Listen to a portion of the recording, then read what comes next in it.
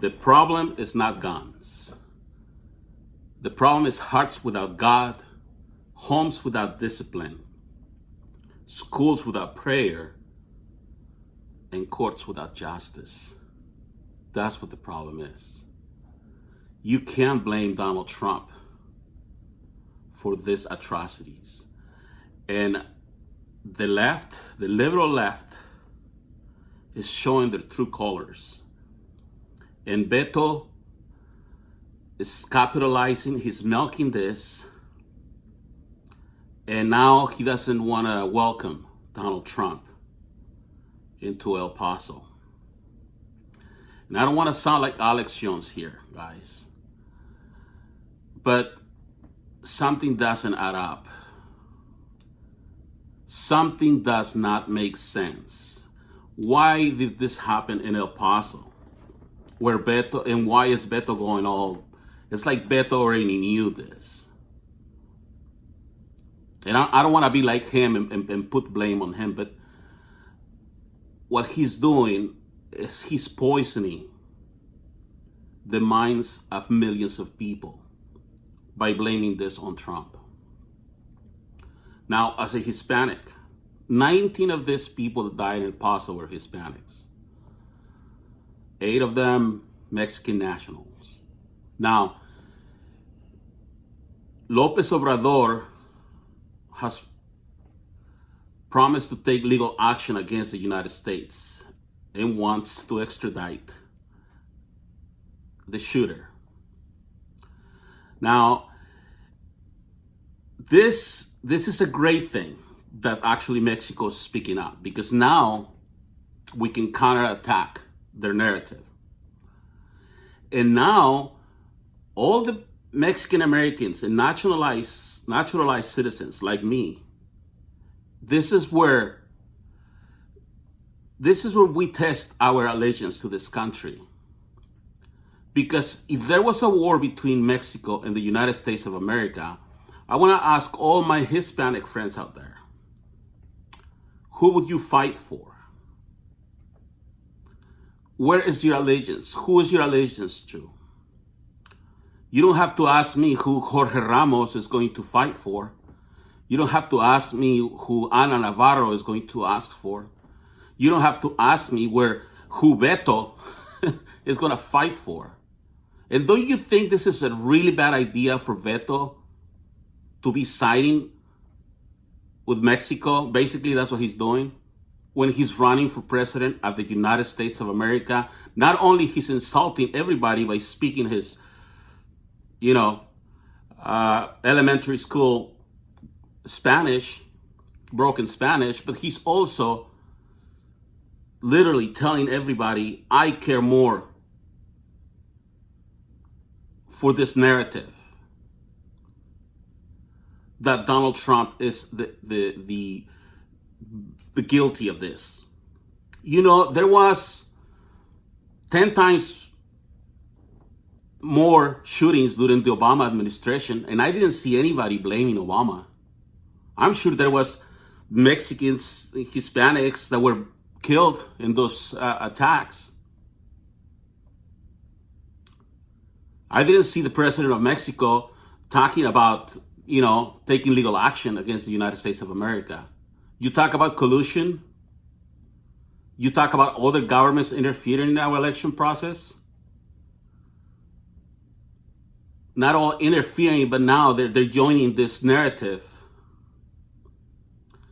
where the liberal left, we already know that they are operators of hate. We already know that they seduce emotionally the minds of innocent people. We already know that they prey on the insecurities and the fears of these people. Now Mexico is telling its citizens in Mexico to be careful when they travel to the United States of America. We are in the freaking twilight zone, guys. And we better wake up and do something about this.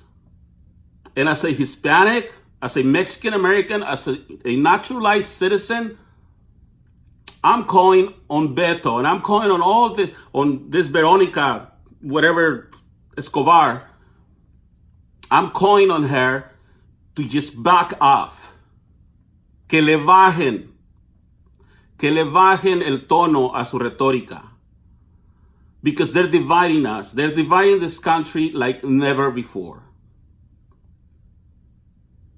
Okay, so those are my 2 cents on this. I didn't really want to talk about it because it's just so depressing. It's just so beyond my understanding, and why people will plan to kill other people for the self agenda, for their own gain. You know, ever since I started doing all this activism 3 years, 4 years ago, and people started threatening me, sometimes I wonder if those threats were real or not. But now when I see these people killing other people like nothing, guys, we're losing. We're losing our humanity here. We're losing our moral reserves. We need to fight back with love, and we need to care for each other. It doesn't matter. This has nothing to do with racism. It has to do with the rule of law. And I love you whether you are Hispanic. I love you whether you are white, black, blue, green, yellow. But I do not agree with you if you're breaking the law. And it's not me. It's the agreement that we have as a society. So we need to push back, and we need to take responsibility, and we need to take our part in this.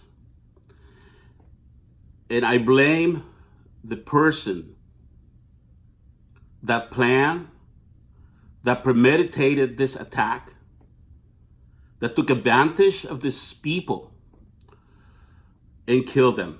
And not just that, but they killed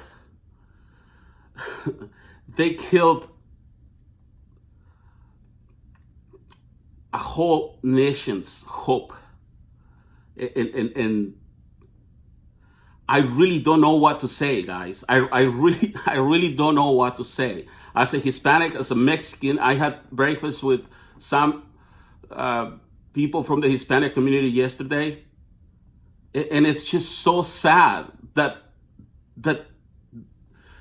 I mean, they look at me like I'm some kind of crazy person because I support Donald Trump. They literally blame this on Trump. And this manifesto that this guy wrote, let's say it's true.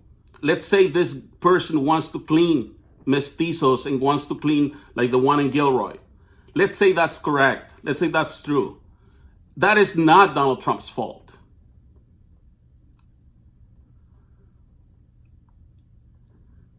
If not, I blame the liberal left for using this tragedy for their own political gain. It is sad. I mean, these people, we don't even know the names of these people yet, and they had everything already planned. How to attack Trump, I get alerts, Google alerts on every Hispanic and Latino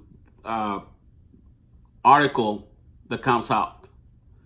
The last 3 days, guys, there has been so many articles that I'm not even reading because they are directed.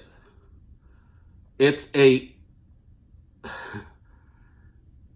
organized effort to demonize, to assassinate the character of the best president that this nation has ever seen. And it's just so sad that we are using all this energy to destroy rather to edify a better nation. I hope we find the words to unite. I hope we go back to the founding stages of this country and read those documents and find the solution to our problems. Because I am very sure, I am positive that once we use those words, if we use "we the people," that alone takes half of our problems away, because we are all part of this. We cannot blame the President of the United States of America for this tragedy. Thank you. Talk to you soon.